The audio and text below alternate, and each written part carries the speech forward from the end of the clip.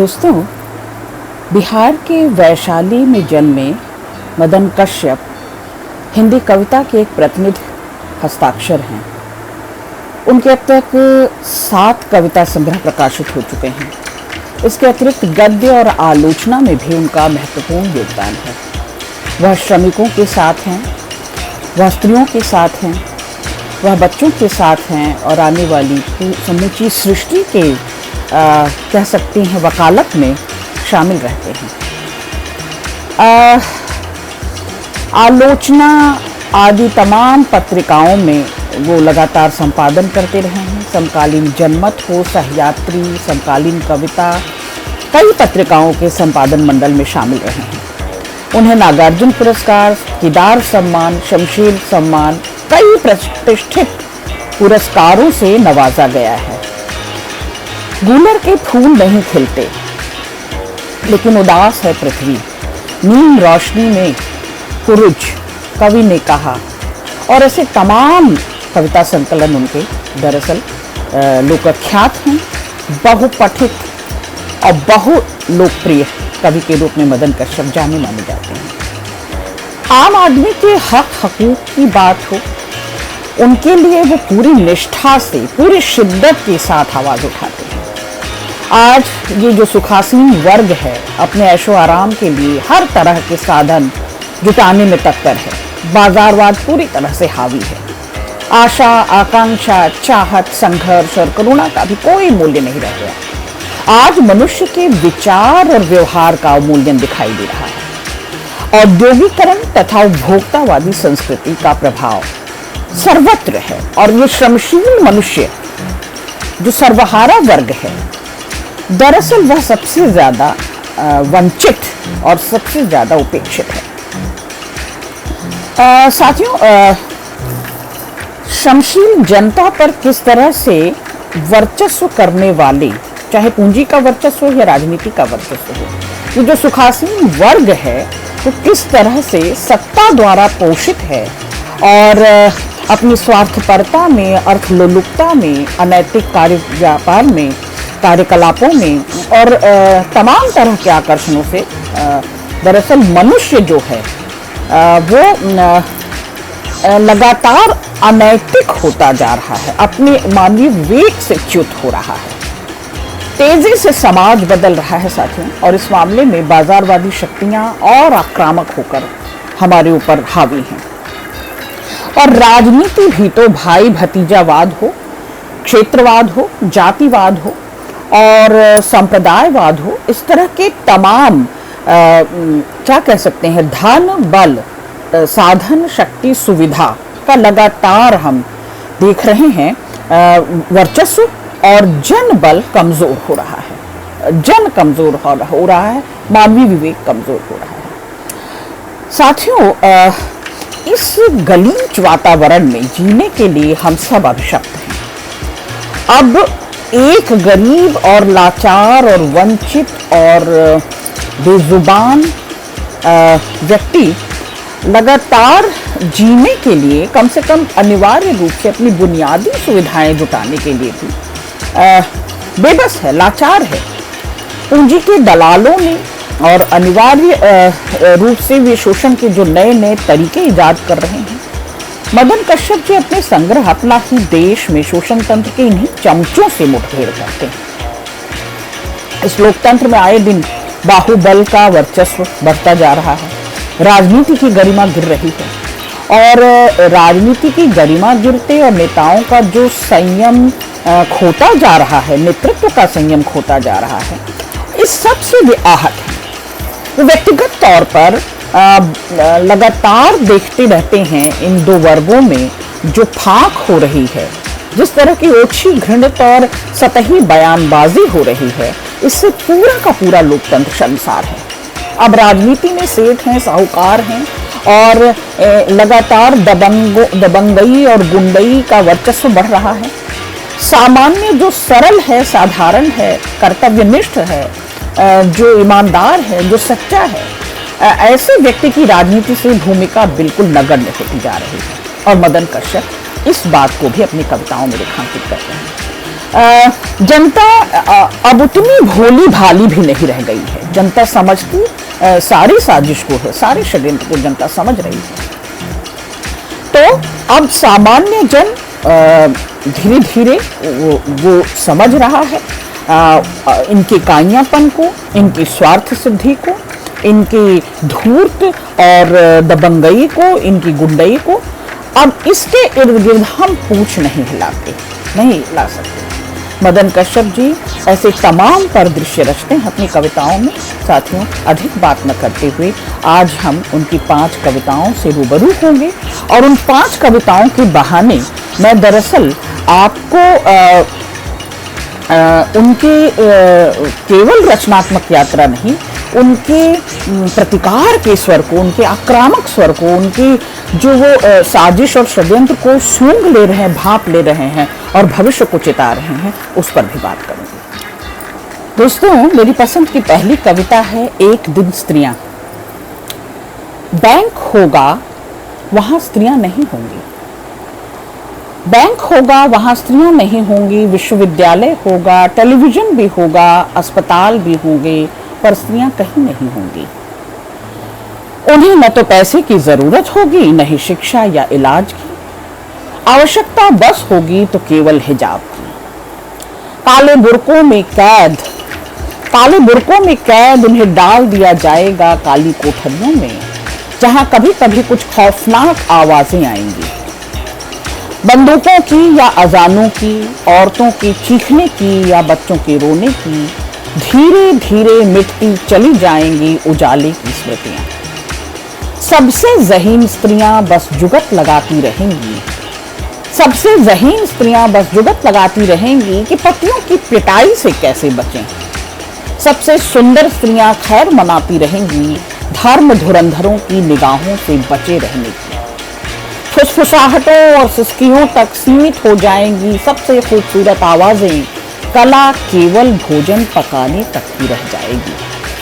वैसे करने को होगा बहुत कुछ, लेकिन रसोई और बिस्तर से बाहर कुछ भी नहीं। ज्ञान बस थोपे गए कर्तव्यों के पालन के लिए होगा। दहशत इतनी गहरी होगी कि कई बार उसके होने का एहसास भी नहीं होगा। फिर एक दिन ब्लैक होल में तब्दील हो जाएंगी काली कोठरियां और संगीनों के साए में मुर्दा हो रही स्त्रियां हमेशा के लिए उनमें दफन हो जाएंगी, बच्चा जनने वाली कुछ मशीनों को छोड़कर। एक दिन स्त्री। साथियों, अफगानिस्तान की जो हालात हैं और तालिबानी शक्तियों की, ताकतों की जो घुसपैठ है और लगातार उनके उस आतंक से, भय से धर्म अनुशासित हो रहा है। मदन कश्यप विराट फलक के कवि हैं। मदन कश्यप ये अपनी कविता में दरअसल कविताई नहीं कर रहे, वे दस्तावेजीकरण कर रहे हैं और वो बता रहे हैं कि जब जिस देश और जिस समाज को अनुशासित धर्म कर रहा होगा, रिलीजन, जब वह अनुशासित करेगा, तो सृष्टि की जो केंद्रीय धुरी है, सृष्टि की जो सर्वोत्तम और सर्वोत्कृष्ट और सबसे जरूरी प्रजाति है स्त्री, यदि वे नहीं बचेंगी तो सब कुछ होगा, पर कितना भयावह होगा। इस आतंक को, इस भय को और इस पीड़ा को, इस करुणा को, इस मर्म को मदन कश्यप जैसे साक्षात कर देते हैं सामने, और ऐसा लगता है कि कोई बुरा स्वप्न चल रहा है और किसी बुरे स्वप्न की आशंका है, और उस बुरे स्वप्न में हम और आप कर क्या रहे हैं। तो हमारी वहां उपस्थिति हमें साखी बनाते हुए दरअसल वे चिता रहे हैं, कवि चिता रहे हैं कि अब भी चेत जाओ, अब भी समझ जाओ, यदि यही सब होता रहा स्त्रियों के साथ, यदि आतताई आतंकी शक्तियां कहीं की हों, वो अफगानिस्तान बहाना भर बनता है, पर ये फलक बड़ा है और वे कहते हैं वे स्त्रियां कहीं की हों, यदि इसी तरह दबाई जा रही होंगी, इसी तरह वंचित रहेंगी, शोषित रहेंगी, निरादृत रहेंगी, अपमानित होती रहेंगी, असुरक्षित रहेंगी, आरक्षित रहेंगी, तो देखिए क्या हाल होगा समूची सृष्टि का, और ये सृष्टि कैसी बदसूरत, बेरंग और जड़, मृतप्राय, श्मशान सी होगी। मदन कश्यप उस फलक पर कई चिन्ह चिन्हते हैं और कई चिन्हों को चिन्हित करते हैं, और चिन्हते और चिन्हित करते हुए दरअसल वे सावधानी और क्या कह सकते हैं, सचेतनता और जागरूकता के साक्षात कवि दिखाई देते हैं इस कविता में। स्त्रियों की चिंता करने वाला पुरुष रचनाकार। दरअसल जो कुछ भी इस सृष्टि में सुंदर है, सर्जक है, रचनात्मक है, और जो कुछ भी इस सृष्टि में उर्वर है, रंग है, नूर है, खुशबू है, वह इन्हीं स्त्रियों की बदौलत है। तो एक पुरुष रचनाकार जब यह सहधर्मी नहीं बल्कि वह सहजात हो रहा है, सहजात भी नहीं, हमदर्द भी नहीं, हम जुबा बन रहा है, तो ये सैल्यूट करने की ही बात है। ये हम स्त्रियों को ही बचाने की केवल कोशिश नहीं है, ये आंदोलन दरअसल समूची सृष्टि को बचाने की कोशिश है। बेहतरीन कविता। दूसरी कविता है साथियों, पराजय का गीत। कुछ लोभी इच्छाएं अब भी बची हैं, कुछ लोभी इच्छाएं अब भी बची हैं, तो रहें, पड़ी रहें मन के किसी कोने में। मैं तो इस पराजय को स्वीकार करता हूं, फिलहाल इसी के साथ जीना चाहता हूं। बेचैनी में तो बीतेंगी विजेताओं की रातें, उन्हीं पर होंगी विरोधियों की घातक निगाहें, साजिशें भी रची जाएंगी उन्हीं के खिलाफ, इतिहास रचने के अपने दम्भ से वे ही होते रहेंगे हलकान।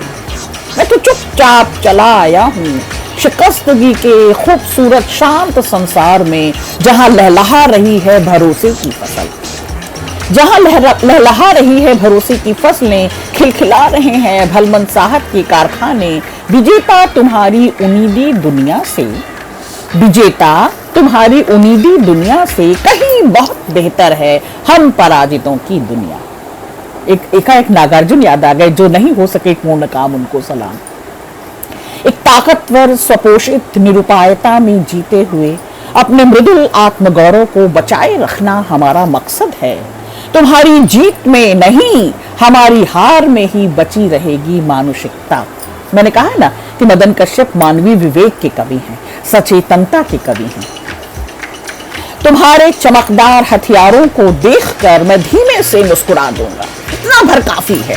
प्रतिकार और प्रतिरोध के लिए ये मुस्कान, सहज, सरल, निष्कंप मुस्कान, निश्चल नहीं कहूंगी, निष्कंप, जो अडिग है, जो अटल है, जो डरती नहीं, भयभीत नहीं होती, आतंकित नहीं होती किसी से, वो मुस्कान। मदन कश्यप उस मुस्कान की बात करते हैं।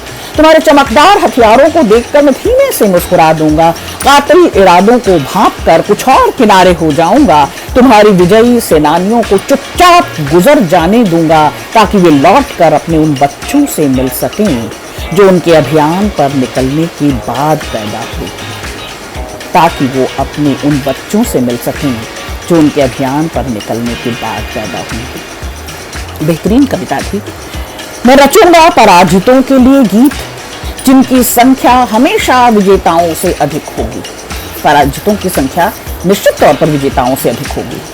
मैं रचूंगा पराजितों के लिए गीत, उनकी संख्या हमेशा विजेताओं से अधिक होगी। बताऊंगा सबको कि हथियारों से नहीं, श्रम और संगीत से सिरजी गई है दुनिया। मैं गाऊंगा हाँफती हुई नदियों के लिए, दरकते हुए पहाड़ों के लिए, सिमटे सहमे जंगलों के लिए, डर और दहशत से हंसते हुए लड़ते करोड़ों मनुष्यों के लिए जो होंगे हमेशा साथ। तुम्हारे साथ कौन होगा विजेता? तुम्हारे साथ कौन होगा विजेता? बस एक थका हुआ ईश्वर। दो बड़ी बातें इस कविता में हैं, नोटिस करने लायक हैं, और इसे नोट करना ही चाहिए। कौन सिकंदर जीता? कौन सिकंदर मन हारा और विश्व जीता? सारी शांति, सारी सहजता, सारा प्रेम, विश्वास, भरोसा हार कर कौन जीता? और वो जीता तो क्या जीत गया? मूलभूत जिस समस्या को उजागर कर रहे हैं, और एक तरह से वो समस्या ही अपने आप में समाधान है। वे कहते हैं कि हार और जीत के इस मामले में दरअसल हार कौन रहा है? मानवता हारती है, मनुष्यता हारती है, और मैं उसके साथ खड़ा हूं। जो हार रहे हैं मैं उनके साथ खड़ा हूं। अगर मानवीय विवेक हार रहा है तो मैं उसके साथ खड़ा हूं। कमजोर उसे समझा जा रहा है जो जीवन मूल्य खरीदे और बेचे नहीं जा सकते। ममता, सौहार्द, सहयोग, प्रेम, सद्भाव, भरोसा, परवाह, अगर ये सब हार रहे हैं तो मदन कश्यप उसके साथ खड़े हैं और कहते हैं मैं हर उस आखिरी आदमी के साथ खड़ा हूं क्योंकि उनकी संख्या बहुत अधिक है। और जो विजयी हैं, येन केन प्रकारेण उन्होंने कैसे भी विजय पताका गाड़ दी, और वे अब अपने दंभ से, अपने आप से ही बाहर नहीं निकल पा रहे हैं। उनके लिए तो मेरे पास दया और करुणा भी नहीं है। वे दरअसल सबसे वंचित और सबसे पीड़ित और सबसे सहानुभूति के पात्र हैं। पर मदन कश्यप कहते हैं कि तुम्हारे साथ कोई नहीं खड़ा होगा। विजेता या तो तुम होगे और तुम्हारे साथ वो ईश्वर जो यह सब कुछ देख कर, सृष्टि को रच कर, सृष्टि की सात्विकता को, सत्व को रच कर थक गया है और लगातार वह जूझता हुआ देख रहा है। सच्चाई को, ईमानदारी को, कर्मठता को, एकनिष्ठता को, प्रेम को, परवाह को लगातार हारता हुआ देख रहा है और वह देखकर थक गया है। तो ये दोनों ही बस बचे रहेंगे। तो इनके बचे होने से भी सृष्टि को, समूची सृष्टि को क्या फर्क पड़ता है? बेहतरीन कविता। तीसरी कविता है अधूरी आत्मकथा। अभाव जितना रहा हो, हताश कभी नहीं हुआ। बहुत बढ़िया। अभाव जितना भी रहा हो, हताश कभी नहीं हुआ। जूते टूट गए, नंगे पांव चलने का व्रत ले लिया। खाना नहीं मिला, पाचन तंत्र ठीक करने के लिए उपवास को जरूरी बता दिया। 5वीं कक्षा में मिला पुराना कोट, 8वीं तक आते आते छोटा होकर फट गया। तब खुद को समझाया बड़ा हो गया हूं। जाड़े में भी हाफ कमीज पहनकर स्कूल जा सकता हूं। फटे पैजामे पर चिप्पी सी लगाई तो एक अदा के साथ। चाची की पुरानी चप्पल को एक नया स्टाइल बताकर कॉलेज का पहला साल निकाल दिया। जो नहीं था वह बहुत ज्यादा था और जो था वह भी कम नहीं था। परिपक्व निराशा के दौर में एक दिन सुबह जब निकल पड़ा, खाली जेब और खाली पेट, नाले पर पटरे रखकर बनाई झुग्गियों में से किसी एक में सुना एक नवजात शिशु का रोना। तब लगा जीवन यहां भी ऐसे भी संभव है। रोया जरूर कभी कभी, लेकिन वस्तुओं की अल्पता पर नहीं। रोया जरूर कभी कभी, लेकिन वस्तुओं की अल्पता पर नहीं, भावों की कमी पर। चलने भर के लिए बनाई राह कुछ भी बचाने की कोशिश नहीं की, विचारों को छोड़कर। इच्छाओं को अर्थहीन बनाकर सार्थक किया जीवन को। अब बस एक ही अभिलाषा बची है, एक बार जन्म लिया है पृथ्वी पर, मरो भी एक ही बार। आहा, मदन कश्यप दरअसल जो रोज रोज मर रहे हैं, दूसरों की ओर अपनी निगाह से गिर रहे हैं, जो रोज रोज क्रूर हिंसक कृत्यों में शामिल हैं, दूसरों की दंश उपेक्षा सहते हुए जो रोज रोज ग्लानि में और शर्म में मरे जा रहे हैं, या जो अपने अभाव के भाव को इतना ऊंचा किए हुए हैं कि दुख को, संताप को, पीड़ा को, संत्रास को सर पर हावी रखते हैं, ऐसे रोज रोज मरने वालों से मैं बेहतर हूं। मैं अपने अभाव में इतने भाव भर दूंगा कि मुझसे बड़ा, मुझसे ऊंचा, मुझसे खरा और मुझसे भरपूर कोई दूसरा और होगा ही नहीं। बेहतरीन कविता कवि, क्योंकि जो भरपूर होगा ना वही जान पाएगा भाव के भाव को। जो भीतर से भरा और खरा होगा, जो रोज हरा हो रहा होगा और हरियाएगा अपने आसपास को, जो संभावना से भर देगा सारे उस अपूरित, अकिंचित और जो कुछ भी निरावृत क्या कह सकते हैं, जो उस संपूर्ण जाति की बात वो कर रहा है, उस समूह समुदाय की बात कर रहा है, वो केवल अपने अकेले की बात नहीं कर रहा। ऐसे तमाम अपने अपनों की बात कर रहा है जो लगातार मूल्य से, रुपए पैसे से, साधन सुविधा और प्रतिष्ठा से, पद और गरिमा से चिन्हे और पहचाने जा रहे हैं। और मदन कश्यप एक और बड़ी बात इसमें कहते हैं कि वोकैबुलरी, भाव बचा रहे, विचार बचा रहे, सोचने की शक्ति बची रहे, जेब में रुपया पैसा हो न हो, लेकिन मेरे पास शब्दों की ताकत बची रहे और मुझे रोज रोज मरना ना पड़े शर्मिंदगी से। मैं अपनी अभाव को भी, अपनी कमियों को भी अपनी खूबियां बना लूंगा और ये साहस, ये ताकत, ये कुव्वत मुझ में है और मैं अपने अपनों को भी यही राह दिखाऊंगा। बेहतरीन कविता थी। अगली कविता है देश की चिंता। तब भी बचा रहेगा देश, एक दिन तुम नहीं रहोगे तब भी बचा रहेगा यह देश। खत्म से भला क्या कर पाओगे, खत्म तो तुम खुद हो जाओगे। कैसे मरोगे, कैसे मरोगे? दुश्मनों की फौज से घिरने के बाद आत्महत्या कर लोगे या प्रतिद्वंदी की जेल में आखिरी सांस लोगे? जनता तुम्हें सड़कों पर दौड़ाएगी अथवा किसी विमान दुर्घटना के बाद एक टूटे दांत से तुम्हें पहचाना जाएगा? नहीं पता, नहीं पता। हम तो मरने के बाद भी तुम्हें बस तुम्हारे चहकते झूठ से ही पहचानेंगे। मैंने वो गुलबर्गा सोसाइटी के जले हुए मकान की भीतरी दीवार पर 10 साल बाद भी बची हुई कालिख में तुम्हारा चेहरा देखा है। मेरे लेखे वही तुम्हारा पहला और आखिरी चेहरा है जो तुम्हारे मरने के बाद भी दिखता रहेगा। कोई नहीं मारेगा फिर भी तुम मर जाओगे, कोई नहीं मारेगा फिर भी तुम मर जाओगे और अपूर्ण रह जाएगी देश को मार देने की दुष्कामना। बचा रहेगा तब भी यह देश, भले ही थोड़ा आहत, किंचित टूटा फूटा, कुछ कुछ लहलुहान और हलकान, लेकिन थमेंगी नहीं उसकी सांसें। देश एक दिन यह जयकारा बंद होगा, तालियां थालियां भी शांत हो जाएंगी, सम्मोहन टूटेगा और खुद को ही घायल करने वाले लोग लग जाएंगे वापस देश को बचाने में। किसान खेतों में लौटेंगे, फसलें लहलहाएंगी, विनिर्माण कारखानों में गूंजेंगी मशीनों के संगीत। रात होगी इतना अंधेरा नहीं होगा, दिन होगा इतनी निराशा नहीं होगी।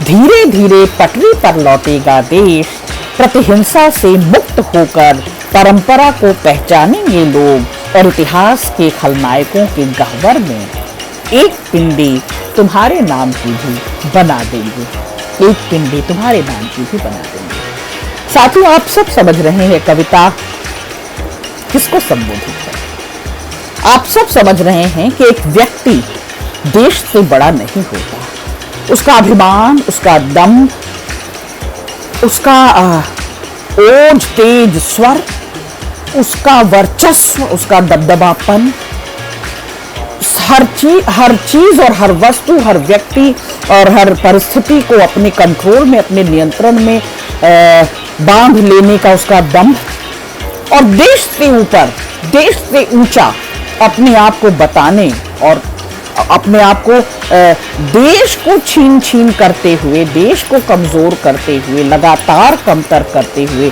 हास्यास्पद स्थितियों तक ले जाते हुए भी अगर नेतृत्व ये पहचान नहीं पा रहा है कि हम कौन थे और क्या हो गए हैं, तो वह नेतृत्व दरअसल शर्मनाक, खुद हास्यास्पद है, जो देश को इस स्तर तक, इस अवस्था तक लेकर आया। व्यक्ति बड़ा नहीं होता, व्यक्ति समूह बनाता है, समुदाय बनाता है, समाज बनाता है, लेकिन वह होता उसकी सबसे लघुतम इकाई है। तो देश हमारा स्वाभिमान है, देश हमारी कर्मठता है, हमारी पहचान है, हमारी आइडेंटिटी है। हम अपने इस निजत्व को किसी एक बाहुबली के, किसी एक दंभी के, किसी एक क्रूर ताकतवर शक्ति के अधीन सर नहीं झुका सकते। फिर से सब कुछ लहलहाएगा, फिर से फसलें लहलहाएंगी, फिर से हरित क्रांति होगी, फिर से हमारा अन्नदाता सम्मानित होगा, फिर से देश के नौजवान सम्मानित होंगे, उनके सपनों को उड़ान मिलेगी, हर स्त्री को और हर बच्चे को सुरक्षा मिलेगी। और मदन कश्यप इस कविता के बहाने, इस कविता के जरिए दरअसल वो आशा, वो उम्मीद, वो सपना भी दिखा रहे हैं कि इसे बचाए रखो, इसे संजोए रखो, इस आस को और प्यास को मत मरने दो, क्योंकि नेतृत्व बदलते रहते हैं, राजा बदल जाएंगे। जनता और जनशक्ति कभी भी कमजोर न होने पाए। जनता को अपनी शक्ति पहचानने और चिन्हने की जरूरत है। जनता को जागृत होने और एक सूत्रित होने की जरूरत है, और अपना अच्छा भला, अपना बुरा समझने और चिन्हने की जरूरत है। और एक बार हम जगे, जनता जगी, तो ऐसा क्रूर, ऐसा हिंसक, ऐसा क्या कह सकते हैं, दंभी जो महानायक है, वो उसका अभिमान और उसका गुरूर चूर चूर हो जाएगा। वह नहीं बचेगा। देश तो उससे पहले भी था और आगे भी रहेगा। बहुत शुक्रिया।